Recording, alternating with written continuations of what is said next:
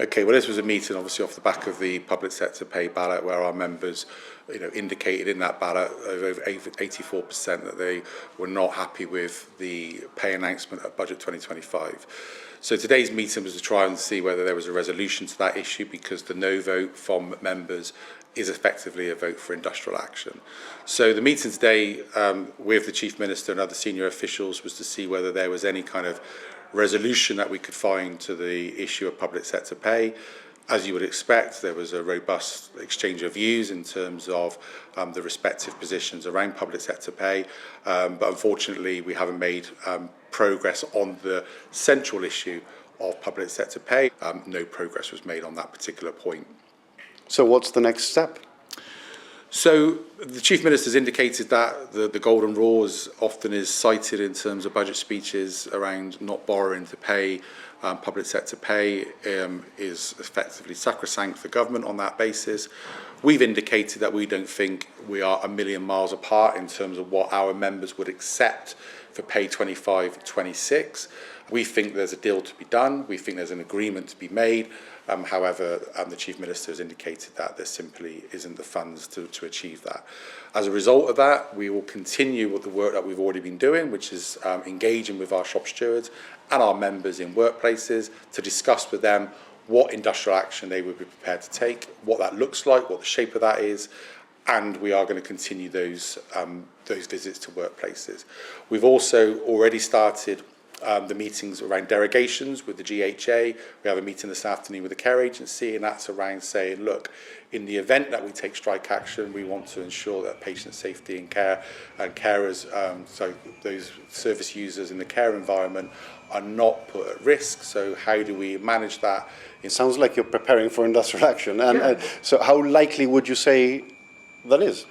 Well, we've said, in terms of communications with our members, that we are preparing for every eventuality. We've indicated that we believe, and we've always maintained, that strike action is very much the last resort.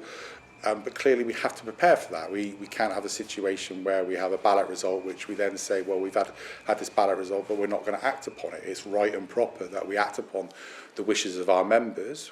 We remain committed and open to ongoing discussions, negotiations, whatever you might want to call those, with a view to finding a resolution. But if we can't find that resolution, then inevitably we're going to head into strike action across the public sector.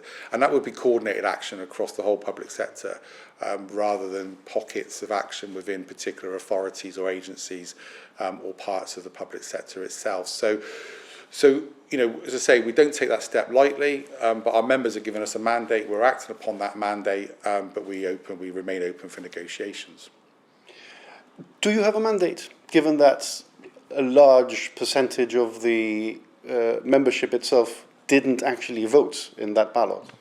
I believe we do have a mandate. I mean, it's ideally, as we've mentioned, we believe there was an industrial imperative for us to have a short ballot window so we could establish what the views of the membership was, and then we could start that consultation around, in the event of a negative response, that we could start that that consultation with shop stewards and members. Had we had the ballot open longer and got a higher turnout, I'm pretty confident that the rejection or the no vote would have been at and around where it currently is. So I'm happy and confident that we have that mandate. What is your understanding as to what the GGCA's position is? And would you like to have them on board as well if you initiate industrial action? Absolutely, we'd like to have them on board. We'd like to have all the joint unions on board. We are advised by government that the NSUWT and also the GGCA have accepted pay. I can't speak for the other unions in terms of what their position is. There seems to be a suggestion that the GGCA will hold a ballot at some point, which seems to contradict government's position that the GGCA have accepted pay. But ultimately, of course, a united front across the joint unions would be a preferred position. That would be the preferable position because it gives more strength to our arguments. However, if we need to, as a union, strike out on this as solely as unite the union, then we will do.